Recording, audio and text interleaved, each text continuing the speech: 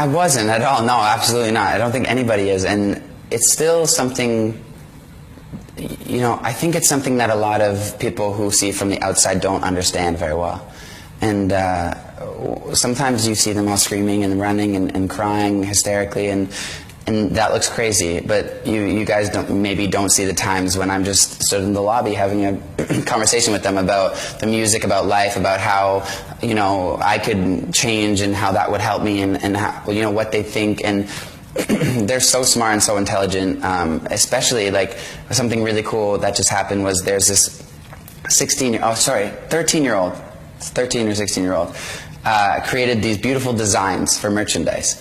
So we reached out to her and we asked her if we could buy the rights to the designs and, you know, kind of start this thing for her. And I think people underestimate them and how creative and how intelligent and amazing they can be at times. They're the reason, you know, us artists are where we are. We wouldn't be anywhere without them. You start to get used to it a little bit after, you know, it's been a few years now, and I was like 15 when it all started. But it's definitely weird, you know. Never once do I like walk into a building and when someone recognizes me, does my brain go, oh yeah?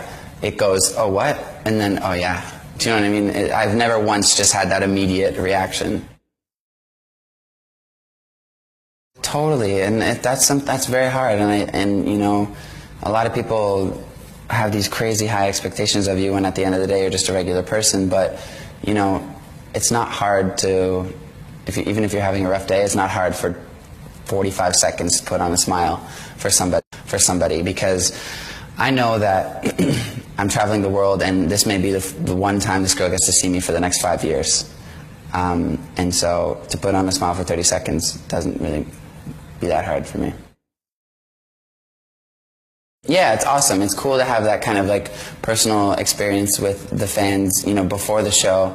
It can catch a vibe of like if they're very, you know, giddy and excited, or if they're more laid back and cool, kind of something that I can go into the show thinking like, all right, these fans are a bit older, maybe I should, you know, like say some more like older jokes, or do you know what I mean? I mean, not like I'm cracking jokes on stage all the time, I'm not a comedian, but you know, you get a good sense of where you are in the world. Man, I don't know. I mean, they've done like some extremely sweet things for me. Sometimes when I've done, they get very like deep into my life, and they know like very specific things. They get very like deep into my life, and they know like very specific things about me and about my friends. And one fan, which is really sweet, I don't know why this popped into my head, created like a book of a collage with me and one of my best friends, and it was just all about like what we've done in the past year together on tour and stuff. And that's something that I was like, oh my god, I didn't realize how cool this would have been to do myself. Thank you so much for thinking about that.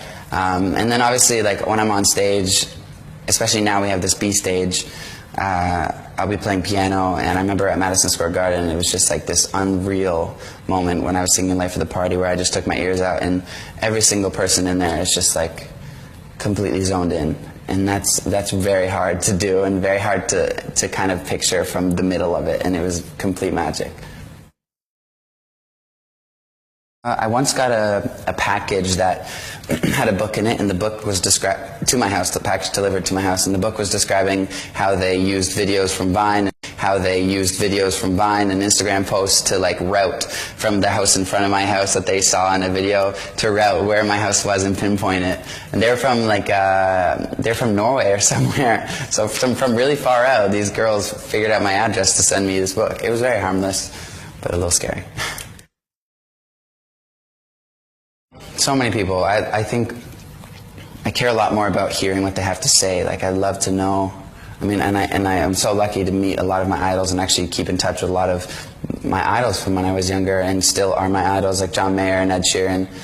And I pick their brains all the time. And whenever I see them, it's like I sit down and I try to get as much info from them as I can, just about life and stuff, because it's really awesome to hear their perspective for somebody that's kind of been through the same thing as you. Some really good advice that I got actually was from Taylor Swift, and she said to me, don't worry so much about messing.